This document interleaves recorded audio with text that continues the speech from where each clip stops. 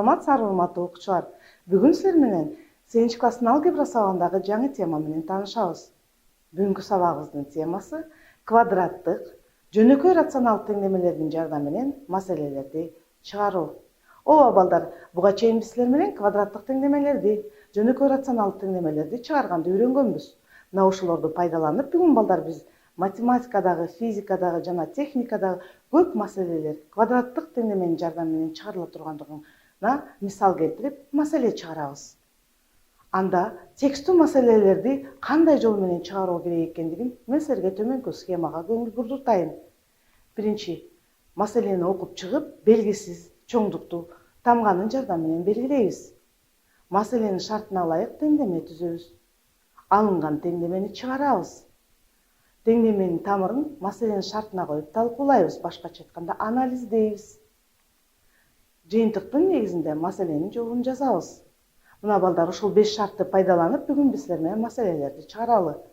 Келгиле анда биринчи маселеге көңүл буруп көрөбүз. Тикбурчтук формадагы участоктун узундугу 1 километр болгон кашаа менен тосуу керек. Эгерде участоктун аянты 6 гектар болсо, анда анын узуну менен туурасы кандай узундукта боло алат? Мына ушул маселени чыгарыш үчүн балдар биринчи көңүл буралы. Бизде участок тикбурчтук формасында экен. Тикбурчтук формасында болгондуктан биз участоктун узундугун А метр дейин, ал эми туурасы Б метр болсун. Участоктун узундугу 1 километр болгон кашаа менен тосуу керек экен. А кашааны тосуу бул периметр болот. Демек периметр 1 километр экен. Ал эми аянты 6 гектар экен. Балдар, келгиле буларды бирдей-бирдикке келтирип алалы. Километрди метрге айландырайын. 1 километрда 1000 метр бар. Ал эми 1 гектарда 10.000 метр квадрат бар. Анда 6 гектар 60.000 метр квадрат болот. Эми балдар, теңдеме түзүү керек. Участоктун узундугу А, ал эми туурасы Б болгондуктан периметрдин формуласын колдонолу жана аянттын формуласын колдонолу дагы теңдеме түзөлү. Карап көрсөңөр, периметр бул эки жагынын суммасына экеселенгенге барабар. Демек ал 1000 метр экен. Ал эми аянты эки жагынын көбөйтүндүсүнө, ал 60.000ге барабар. Мына биз төмөндөгүдөй теңдемелер системасын түзүп алдык. Бул теңдеменин системасын түзүп алгандан кийин муну чыгаралы. Андыктан мен биринчи теңдеменин эки жагын тең 2ге бөлүп алайын. Анда А менен Б'нын суммасы 500ге барабар. Бул жерден Б'ны А аркылуу туйнтуп алалы. Демек Б барабар 500 минус А болот. Балдар, өзүңөр байкагандай, теңдемелер системасын чыгарууда ордуна коюу жолун пайдаланайын. Демек, Б 500 минус Ага барабар болсо, анда Б'нын ордуна 500 минус Аны коелу. Анда А көбөйтүлгөн, Б'нын ордуна 500 минус Аны койсок, бир өзгөрмөлүү квадраттык теңдеме пайда болду. Анда бул теңдемени чыгаралы. Кашаларды ачайын, квадраттык теңдемеге келтирдим. А квадрат минус 500А плюс 60.000 барабар 0. Эми балдар, силер билгендей квадраттык теңдеменин формуласынын жардамы менен тамырларын таап алайын. Анда дискриминанттын формуласынын жардамы менен дискриминанттын таап алайын. Дискриминанты 2500 болду. Дискриминант 0дон чоң болгондо теңдеме 2 тамырга ээ болот. Биринчи тамырын таап көрсөк 200, экинчи тамырын тапса 300 болду. Мына балдар, биринчи тамыры 200, экинчи тамыры 300 болду. Андыктан теңдемелер системасын улантайын. Биринчи тамыры 200, экинчи тамыры 300 болгондуктан биринчи тамырына туура келген B1-ди табайын, экинчи тамырына туура келген B2-ни табайын. Анда биринчи тамыры 200 болсо, B1 300 болот. A2 300 болсо, B2 200 болот экен. Көрдүңөрбү? Ж биринчи, Ж экинчиси болушу мүмкүн. Анда биз маселенин шартына ылайык анализдеп көрөлү. A1 200, B1 300 болгондо. Демек, анализдөдө балдар, участоктун узундугу 200 метр, туурасы 300 метр болсо, анда анын периметрин таап көрөлү. Демек, тикбурчтуктун периметрин тапсак, формуланын жардамы менен 200ге 300ду кошсок 500, экеселесек 1000 метр.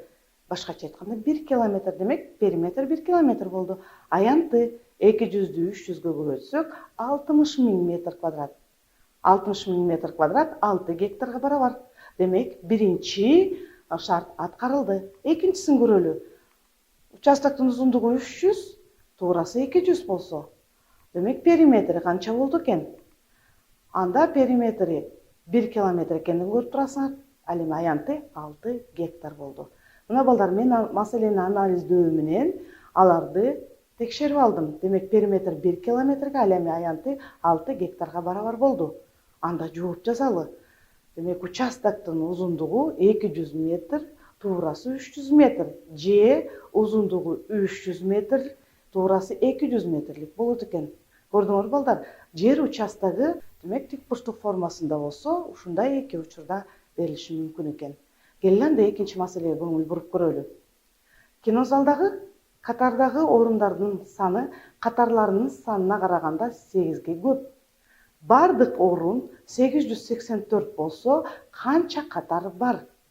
Орундуктар тик бурчтук формада коюлган экен балдар. Мынакей экранда көрүнүп тургандай тик бурчтук формасында. Катарды x десек, демек катардын саны x экен. Ал эми катардын санына караганда орундардын саны 8ге көп экен. Демек орундардын саны x плюс 8 экен. Эми балдар, бардык орун 884 болгондуктан анда экөөнүн көбөйтүндүсүнө барабар. Шарт коюп алгыла. Маселенин шарты боюнча катар менен орундуктар эч качан терс сан болбош керек. Демек x 0дон чоң шарт аткарылыш керек. Демек бардык орун 884 болгондуктан x'ти x плюс 8ге көбөйтүп алдык. Келели ушул теңдемени чыгарып көрөлү. Кашаларды ачсак, x квадрат плюс 8x минус 884 барабар 0 теңдемеси келип чыкты. Бул балдар силер байканы квадраттык теңдеме, а квадраттык теңдеменин чыгарым жолдорун билебиз. Анда формулага коюп көрөлү. Экинчи коэффициенти жуп болгондуктан d нөлөгөй менен чыгарайын. Дискриминант 900 болду. Дискриминант 900 бул 0дон чоң болгондуктан 2 тамырга ээ. Биринчи тамырын таап көрсөк минус 34, экинчи тамыры 26. Балдар, маселенин шарты боюнча x 0дон чоң болуш керек. Анда минус 34 0дон кичине болгондуктан маселенин шартын канааттандырбайт. Анда келели анализдеп көрөлү. Эгерде x 26, биз аны катардын санын белгилеп алганбыз. Катардын саны 26 болсо, анда орундуктун саны андан 8ге көп, 34. 26-ны 34-кө көбөйткөндө 884 орун бар экендигин көрсөтүп турат. Демек, бизде маселенин шарты боюнча канча катар бар деп суроо берилген. Анда жоопко кинозалда 26 катар бар деп жазабыз. Көрдүңөрбү балдар? Бул биздин жашоо турмушубузда колдоно турган маселелерден. Келели үчүнчү маселеге көңүл бурабыз. Квадраттарынын суммасы 677ге барабар болгон удаалаш 3 натуралдык санды тапкыла. Демек балдар, келели чыгарып көрөлү. Квадраттарынын суммасы 677ге барабар болгон 3 натуралдык санды таап көрөлү. Биринчи санды x дейин. 3 удаалаш болгондуктан экинчи удаалашы биринчи санынан 1ге чоң, ал эми үчүнчүсү 2ге чоң болот. Демек, маселенин шарты боюнча натуралдык сан болгондуктан балдар x 0дон чоң деп алалы. Анда квадраттарынын суммасы болгондо 3 сандын квадраттарынын суммасын 677ге барабарлап алып, бул теңдемени чыгаралы. Өзүңөр көңүл буруп көрүлөчү. Эки сандын суммасынын квадраттын формуласын колдонолу дагы кашаларды ачалы. Мынакей балдар, мен кашаларды ачып, окшош кошулуучуларын топтой алайын. Окшош кошулуучуларын топтогон учурда менде 3x квадрат плюс 6x плюс 5 минус 677 барабар 0 кылып квадраттык теңдеменин түрүнө келтирейин. Анда 3x квадрат плюс 6x минус 672 барабар 0 деген теңдеме келип чыкты. Бул квадраттык теңдеме. Ал квадраттык теңдемени формуланын жардамы менен чыгарабыз. Демек, бул теңдеменин эки жагын тең 3кө бөлүп жиберип, жөнөкөйлөтүп алсам, x квадрат плюс 2x минус 224 барабар 0 теңдемеси келип чыкты. Келгиле формуланын жардамы менен чыгарып көрөлү. Дискриминант тапсак 225, дискриминант 0дон чоң болгондо 2 тамырга ээ болот. Биринчи тамырын таап көрөлү. 1 минус квадраттык тамырасына 225 минус 1 -15, -16 берди. Ал эми экинчи тамыры +14 берди. Балдар, маселенин шарты боюнча -16 нолдон кичине, а натуралдык сан нолдон чоң болуш керек. Андыктан -16 нолдон кичине болгондуктан маселенин шартын канааттандырбайт. Келгиле анда 14 деген сан менен анализ жүргүзүп көрөлү. Эгерде биринчи сан 14 болсо, экинчи сан андан 1ге чоң 15 болот, үчүнчү сан андан 2ге чоң 16 болот. Эми ушул сандардын квадраттарынын суммасы 677ге барабар бекен. 14-тün квадраты 196, 15-тün квадраты 225, 16-тün квадраты 256. Булардын суммасы чындыгында 677ге барабар болду. Мынакей мен анализ жүргүздүм. Демек, биз издеп аткан 3 удалаш сан балдар 14, 15, 16 экен. Демек, балдар, маселени чыгарууда биринчи белгисиздикти белгилеп алдым. Андан кийин маселенин шартына ылайык теңдеме түздүм. Теңдемелерди чыгарып, анализдеп, жооп жаздым. Келе балдар, 4-чү маселеге көңүл буралы. Эки оператор бирге иштеп, кол жазманы 8 саатта терип бүтүрүшмөк. Эгерде биринчи оператор бул ишти аткаруу үчүн 12 саат көп сарптаса, анда ар бир операторго канча убакыт кетмек? Маселени чыгаруу үчүн белгилөө киргизели. Биринчи оператордун иштөө убактысы x саат. Экинчи оператордун иштөө убактысы 12 саат көп сарптаса, x + 12 саат дейли. Жалпы жумуштун көлөмү 1ге барабар. Анда биринчи оператордун өндүрүмдүүлүгү 1 бөлүнгөн x. Экинчи оператордун өндүрүмдүүлүгү 1 бөлүнгөн x + 12. Мында маселенин шарты боюнча жумушту эки оператор биригип 8 саатта бүтмөк. Бирок биринчи оператор 8 саатта жумуштун 8 көбөйтүлгөн x-тан 1 бөлүгүн. Ал эми экинчи оператор 8 көбөйтүлгөн x + 12ден 1 бөлүгүн аткармак. Анда экөө биригип жалпы жумуштун 1 бөлүгүн бүтүрмөк. Демек, маселенин шартына ылайык төмөнкүдөй теңдеме түзөлү. Экөөнүн суммасы жалпы көлөмү 1 болгондуктан 1ге барабарлайбыз. Маселенин шартына ылайык x 0дон чоң болуш керек. Ушул теңдемени келе чыгарып көрөлү. Жөнөкөй рационалдык теңдеме. Бул теңдемени чыгарыш үчүн бөлчөктүн бөлүмүнөн кутулушубуз керек. Анда жалпы бөлүмү x көбөйтүлгөн x + 12 болгондуктан теңдеменин эки жагын тең x көбөйтүлгөн x + 12ге көбөйтүп алалы. Кашааларды ачып, квадраттык теңдемени алалы. Алынган теңдеме x квадрат - 4x - 96 барабар 0 болду. Мына балдар, силер байкадыңар, квадраттык теңдемени алдык. Бул теңдемени чыгарыш үчүн формуланын жардамы менен колдонолу. Экинчи коэффициенти -4 жүк болгондуктан дөөнөлөгө менен чыгарсак, дискриминант 100г барабар болду. Дискриминант 0дон чоң болгондо эки тамырга ээ болот. Биринчи тамыры -8 болду, ал эми экинчи тамыры 12. Балдар, өзүңөр байкадыңарбы? Теңдеменин бирөөсү -8. Маселенин шартына ылайык x 0дон чоң деп алышыбыз керек. Демек, -8 0дон кичине болгондуктан маселенин шартын канааттандырбайт. Маселенин шартын канааттандырган x барабар 12. Анда келе анализдеп көрөлү.